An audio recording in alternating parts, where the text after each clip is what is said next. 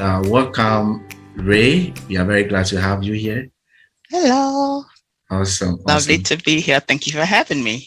Thank you very much. Before we get into so much of the achievement you've had, and then a lot of the work you are putting in the tech industry, um, we want you to tell us about how you broke into tech.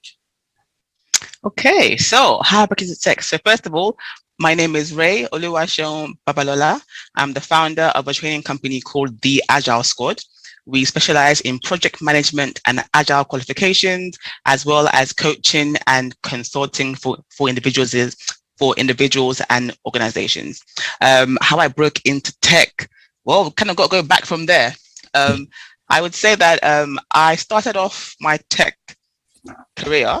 So Okay. what I'm going to focus on is the non-technical roles in technical environments, All right. because that was my niche. My first technical role was as EDF Energy in the UK. So I was a data analyst, and that's where I learned the basic of SQL, SOP, Okay. and SAP. So I then realized that, well, hold on a minute, every single sector has a different, every single language works differently in different teams. So this is back when there was a lot of smart meter going on in the UK. There was trying to shift energy sectors, and so it was very much hands on deck. So from that team, I moved on to the customer consumption team, and they used a very much Python. Okay. So I was taught the very much basics of Python, SQL, and Java in Okay. that job. And then that's when I realized, you know what? I think I don't really want to learn code. I want to be around it. So I know enough to help them plan.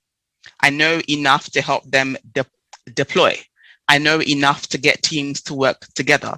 And then I realized I don't actually need to know code. I don't have to learn, because that's not what I want to do. That was my passion. So I bounced around actually just doing that. I know enough about code to get me into those doors to help manage and build those projects. And that's what I would like to focus on today. The people that build the code, that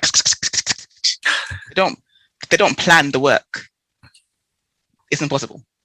The people that build the code aren't the ones that write the requirements. They aren't the same ones that will then test it.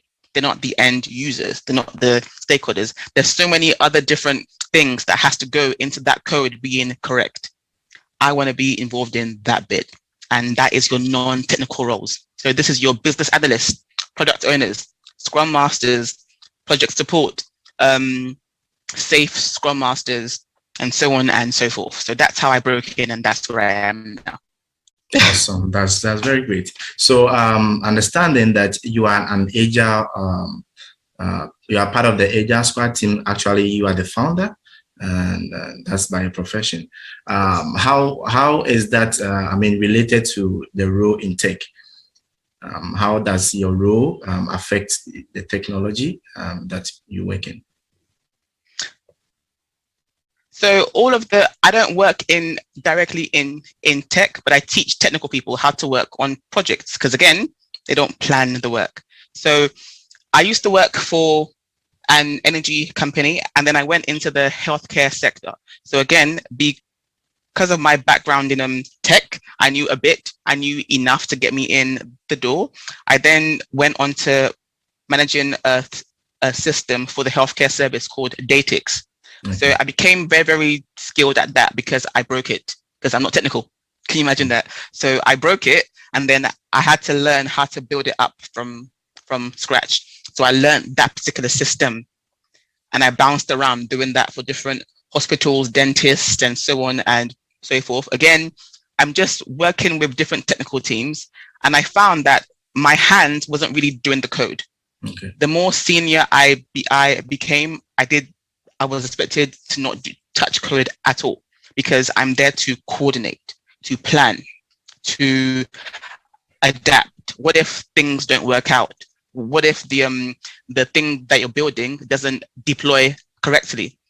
It's up to me to find someone to fix that problem, because the ones that are doing it have gone onto something else. So the technical environment is very wide. Yeah. So I was usually so and then I became a scrum master. A scrum master is a person that basically helps to navigate and facilitate a technical environment. Okay. I used to teach the technical team a better way of developing. So that's Scrum, Agile Scrum. So you work in a 4-week sprint planning, development, daily stand-up, sprint reviews, and so on and so forth. So it was, again, trying to get them to work in a more focused way. I've never, well, I don't think I've done any coding since 2013. Okay. I don't need to, because I helped navigate. I know enough. Which essentially goes to say that one can have a career in tech and not necessarily have to be sitting behind a computer or something and then actually doing the coding in itself. Of course not. It's just, what are your skills? So the my favorite role ever in this life, funny enough, I'm not a BA, but is a business analyst. I love a business analyst. They are the person that ensures that whatever the technical team are building is going to fit what the customer wants. This is a very key role. No matter how good you if the customer doesn't like it, what's the point of the work? Yeah. The business analyst is the person that will literally communicate on behalf of your customer. They will ensure that the customer gets exactly what they want, the way that they want it, to meet their quality, to meet their idea of standards. And then there's different roles. There's your project manager, again, finance, risks, again, quality standards, managing people. That's a whole different thing, because if there's 10 people in a team that's doing work, you think it's always going to go correctly. People are going to fight. People are going to argue. There's always going to be something wrong. Somebody has to come and manage that, has to help you get through that phase. And that is the us. Where you come in. Non-technical roles. Yeah, that's literally where I come in. So I bounced around doing all that for quite some time. I used to work as a project manager and a scrum master. And then I decided to become a trainer. So I now teach Agile. I teach Agile project management and also Scrum. So I used to go and work for the largest training company in the UK and go into businesses and teach them how to be agile, how to work on a project, how to build. I would usually teach the technical teams because I know enough about what they'll say. Now, I don't know how to fix what they're saying, but I get the gist enough to answer them in a very factual way that can help. And that's what I really needed. So I bounced around again, teaching, and then I set up this baby in 2019, and we're 2 years old in August. So it's been a journey and a half, but awesome. We've gotten there. Awesome, and congratulations for that as well. Thank you. I think working with people is one of the difficult things to do, and then also being able to organize things and then to achieve a specific task is also one of the difficult things. And if you're able to do that, I think that's a very big achievement. So you've been able to work in the role of project management. How is that? What exactly did you do in your career being a project manager? What are some of the tasks that you executed? Okay, so which one should we do? Okay, I'll start in public sector, I'll end in private sector. Okay, cool. In the public sector, I was a project manager for the health service, and I used to manage a system called Datix. Okay. Datix was the risk management system for literally every healthcare. If you're a dentist, hospital, care home, if you have to take care of people, you have to, not have to, but you should use the system because it helps you just manage things better. Okay. So I used to go into every hospital that I could get my hands on to go in and build the system from scratch all the way up. So what I would actually do is I would act as a BA and a PM. I've got to handle budgets. I've got to go and literally find all the different stakeholders. every single department. What do you need and why? I have to build all their forms, all their dashboards. So that was a lot. Okay. Now that's not what a PM is supposed to do. I was supposed to literally coordinate it all, but for some reason, how the universe helped me was I ended up doing it myself, and then I would then go out to train people in this same system that I've built. So that was how I was able to kind of mix. So I was a project manager / BA. Yeah. So yeah, cool. So that was that one. That was what I would do mostly in the healthcare service. And then I went private. I went into more tech firms, and I was a Scrum master. So literally, all I'm there to do is be a master of Scrum. Okay. You guys are doing code. So I used to work for a betting company. Can't say their name because I signed something. But I used to work for a betting company, and everything that we see them do is code. Literally, spend £10, get £5 free. It's code. There's a team that are amazing, that work really, really hard to make sure that whatever you put in, you're gonna get out that same percentage of code. Now, if something breaks, who's gonna ensure that it gets fixed? Okay. Me. If I'm hearing that the team are having the same issues every day, it's my job to go and solve that. I'm there to remove impediments. I'm there to empower the team to ensure that they had everything that they needed. I was basically a servant leader. Because my thing is, for me, it's going to sound funny saying this because I own my own company, but I don't actually like power. Okay. I just want to go to work, do something, finish and go. I just want to be responsible for a thing, not for people. And that's why I actually stopped managing people. I went from being a project manager to a Scrum master because I didn't want to be responsible for people per se, like holidays and sickness and all that sort of stuff. Let me be in charge of the process. Okay. I come, I teach, I help you, figure it out. I help you get better. I stand on the outside, make sure you're all good, and then I go. So it very much did suit my personality and what I was trying to achieve in my life at that time. So yeah. Awesome. That's great. So working with people in the technology, with experts, developers, and other people, what are some of the skills that you think these people have, and it helps them, getting good at their tasks? It's not all about the technical skills, like you mentioned, you're going to have to be able to work with other people and individuals, especially when we talk about communication skills. Yeah. So what are some of the skills that you learn that these people have, it helps them, or some of them that they don't have to, that it becomes a hindrance in their work? The first thing, I think it goes without saying, communication. Okay. Communication. You have to learn to talk to people. I think I've worked with quite a few coders, and they're not the most talkative people. Mm-hmm. They're very detail orientated. They can for 24 hours straight, and it's like, can you communicate what you're doing? Because the code might have passed like 2 hours into what you were doing. So if you communicate, you can waste a lot less time and a lot less effort. That's the first thing. Okay. Communicating with your team. I think another thing was shared ownership. Okay. I don't know. I don't. Maybe it's because I don't code, but a lot of people don't want to share their code, share their work. I think if you're working, I've seen it become a very big issue where you're working in the same team, you're working towards the same goals, and you're all hiding your work. Who's that benefiting? Like, what's that doing? That's not benefiting anybody. Learn and share. So, but then that kind of goes into, again, communicating. I would say organization, because there are going to be priorities and they're going to be order. A priority is different to an order. The business is going to have their own priority, i.e. must have, should have, could have.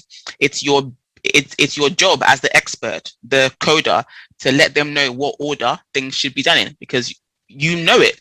You know how to build a website front and back off head. I don't. So you always have to be, show your expertise, but it's all about just talking. I think Yeah. talking, and ed- education. Okay. There's always things. Again, I'm not techie.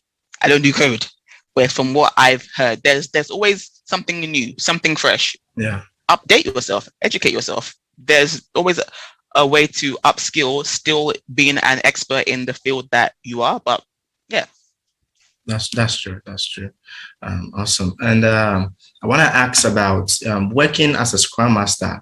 I think one of the roles that you do or you take in is making sure that the Scrum team is working on whatever task is being given to them. At a point where someone is slacking or having a challenge with a specific task, how do you go about helping that particular person so that the whole team is able to move forward with whatever that they are doing? Um. So in my experience, I would usually see the problem before it comes up. So I'm a very big believer in Kanban boards. I love Jira, Okay. Jira, Trello, Playhouse, Clubhouse, Trello, and all that. Just something for us to see what's in doing, no, to do, doing, Done. waiting, and whatever thing they have to do, and then done. Okay. It's very important as a Scrum Master to know who's doing what. I used to always see it. So if I'm seeing that there's one person stuck on this particular thing, it's not moved for the past 3 days, I can go and say, "Hi, what's the problem? Do you need help? Is there any issues?" But it's a way of communicating, because you don't want someone to feel attacked. I've been in situations where people have turned the daily stand up into "you're the problem. It's you. It's you. It's you." And your first reaction if someone attacks you is to attack back, isn't it? Okay. Just gonna keep on attacking. So you have to obviously have a way to facilitate constantly driving the conversation to not giving someone the answer, but to help them kind of ask for help, because most times I can't solve it for them. Okay. Yeah. I'm gonna have to go and find someone to come and do it anyways. But if you don't ask me for help, I'm not going to be able to help. But you have to be visual, of course, visual, and then take the person aside, ask a question, honest question. If there's an issue, it will come up right there and then, to be honest. Awesome. That's true. That's wonderful. You're very good at your job. I mean, you've been in the role for many years. What's so now that you're the founder and the lead trainer for the Agile Squad, what exactly does the team do? What service actually are you providing for organizations and individuals? So right now we are offering four types of training. The first is a 5-day project management course where you have 2 exams, foundation and practitioner. By the end of that course, you'll be a qualified project manager in Agile. So you're going to do 2 exams. So it's a very full-on week, and you learn literally what is a project, the different phases, what goes into it. It is qualified and certified by APMG. The second one is how to be a Scrum Master. So literally, the two jobs that I know back to back at the back of my hand, I can now teach it, and I can give amazing examples and give you a really good insight to what goes into being a Scrum Master. Now, for the teams that have chosen to go Agile, but not everyone wants to be a Scrum Master, the team have to understand what is Scrum, what is Agile, what is, all that stuff. So I also do a 1-day course for Scrum. This is designed for the teams within a business that want to go Agile, and I teach them Scrum. And the last one is called Understanding Agile, because people just think that Agile is a daily stand-up, or it's Scrum, or it's a Kanban board. It's a whole mindset change. It's a whole mindset shift. And sometimes just to understand what that means might take a whole day for everyone to understand. It means about, being open and honest. We are transparent. We inspect. We adapt. We prioritize. We time box, and getting all that language in a nice, simpler way. That is our 4th course. So what I do is, if a person wants to literally upskill, they can come to me. book a course, sit on it. I teach them, they pass, help them do their CVs, and well, I review their CVs, and then they go on their way.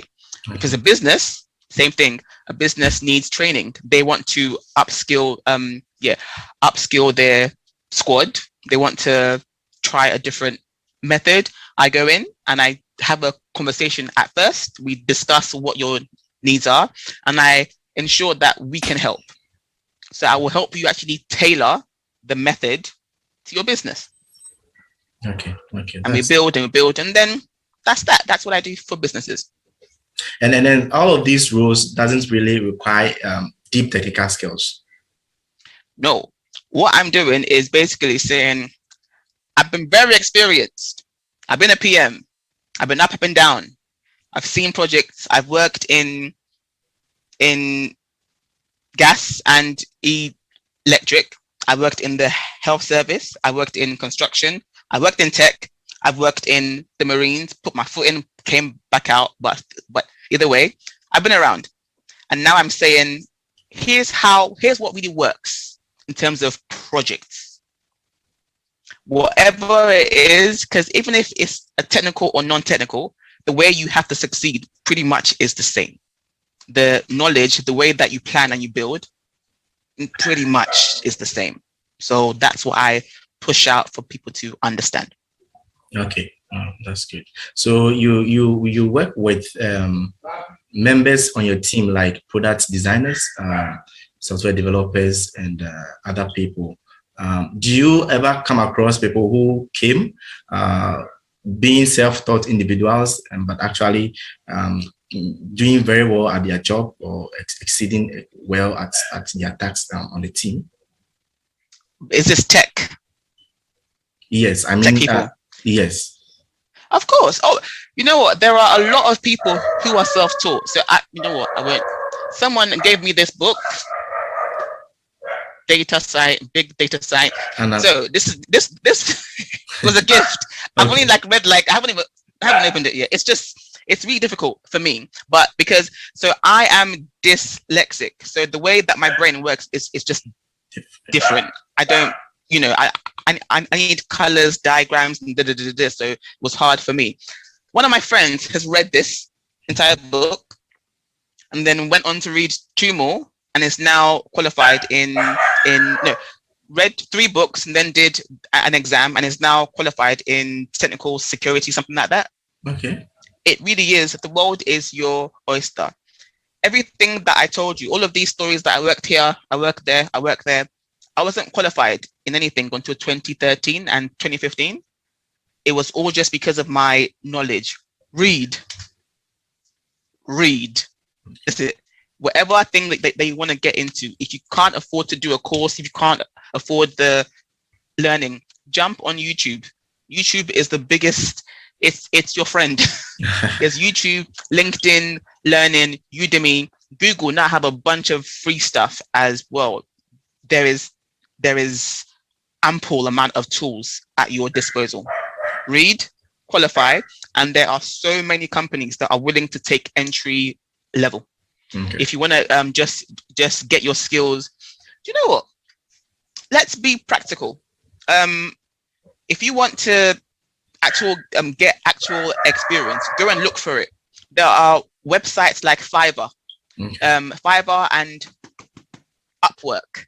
It's where literally anyone, technical, non-technical, skilled people go on somewhere and sell their skills. This is giving you, first of all, money, but also experience, because you have to ensure that you don't break someone's thing. What is your test environments like? Ensure that you've got your own test environments and so on and so forth. But you have to help yourself. Can't just sit and wait all the time. So read, qualify, get experience. Okay. No, that's great. And then what are some of the things that you've also learned or some of the skills that you've also developed working among other people on the team? What are some personal skills that you've also developed, or what are some of the areas that has improved since you worked in tech? I think first of all, it helps me understand, first of all, how the world worked. Okay. it made me understand that you can really get into any sector with any skills, because every sector will have the need for you. Okay. If you're an accountant, you can work in a bank, you can Okay. work in a hospital, you can work in housing, you can, because they all factor in finance, right? Yeah. So literally just that thought, you can work in any sector with whatever skills you have. So that was a big one. And then it also helped me realize the different sides to tech. There's the front end. So there's web development, as in website. There's Yeah. app development. There's then database Mm. management. I had no idea. Like I thought, code is code, Python is Python, Java, Mm. but they're all extremely different. For Yeah. your front end, it's more of your HTML. For your back end, it's more Python. For your database, it's more SQL. Now SQL, that one I know, Yeah. but again, if not for just for literally sitting and listening to these developers talk, I wouldn't No. have learned. So it just Okay. kind of, listening to people and just listening sometimes. I think that's really helped me as well. Just listen. Next. Everyone in the room is smarter than me, so don't just learn. Okay, that's fine. That's fine. So that was nice. Yeah. Okay. Okay. So what would be your message out there to someone who is looking to break into tech, probably from a non-technical background? Because most of the times the idea is that before you can break into tech or before you can become someone in that role, you've got to have technical knowledge or deep technical skills. And even most of the times, people are looking at mathematical aspects where you should have deep mathematical skills before you can become someone who has, a career in tech. I would say, okay, stop being. First of all, don't be so negative if that's what you're thinking. Work your way backwards. I would always say, find your ideal job. Salary, location, everything wise. What is it? And then from there, work your way back. My frustration with when people come and tell me, oh, Rayy, I'm trying to get into tech. Which one? Which side? Okay. Literally, which one? Front end, back end, app, web, what? Like just maintenance, DevOps. Like there's a whole, it's so wide. Okay. It will help you to focus your mind a lot more if you just narrow it down. Find that job. In that job, look for what skills they are looking for. What qualifications do they need? If they want Python, they will say it right there. If they want C#, they will say it. If they want SQL, they will say it in those jobs. At least then you now know what they are looking for and what those types of jobs are looking for. Once you've got that, read. I told you, read. Yeah. Then you literally try to match that CV. Sorry, try to match that job. You found that ideal job, try to be that person on paper at least. And then, so okay, back, read, then you update your CV, and then you start to apply. Okay. When it comes to applying, just apply. Okay. Just apply. The worst they can say is no, but they can say yes. I'll say that again. The worst they'll say is no, but they could say yes. They can really say yes. And if they say yes, it will change your life. Me being a trainer, it was literally, I just applied. Okay. I just applied. It was 2 a.m. and I got a phone call the next day. And it was just like, wait, what? Just apply. Okay. You have no idea who may see it. Sometimes I've gotten jobs based off the fact that I didn't get something else, but they saw that CV and it matched something else better. Just apply, believe in yourself and do it. Where you can, ask for feedback. But if you can't, keep applying and be positive. Mind the other matter. Okay, awesome. Is there anything you think you want to get out there that I have not asked yet? You can actually bring that. No, I think we've covered it, but I would just say, when we want to work in technical environments, just understand it's not just code. Okay. There is money to be made with being a business analyst, okay, product owner, product manager. Yep. Scrum master, project manager, project support officer, project this, project planner, just there's There's a different. lot. Make sure that you're thinking wide. Think so wide. There are so many different avenues for you to get into this thing. And also, I've met a lot of people who started off as Scrum. Sorry, who started off as something planny wise, and they got their foot in there and they learned. Literally, the company sent them off to go and get trained. So that could also be a very good way to get into a company. Just get in there somehow, and then make sure that you make friends with the right people to keep going up. Okay, so essentially it's about taking that bold step and then actually stepping forward and then going forward. Because most of the times the pullback is what if I get a rejection? What if I am not accepted? What if I am not qualified?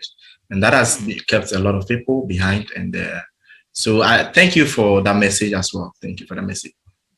I won't lie to you. It's not been easy. I've gotten no's and no's and no's. I've cried. Rejection is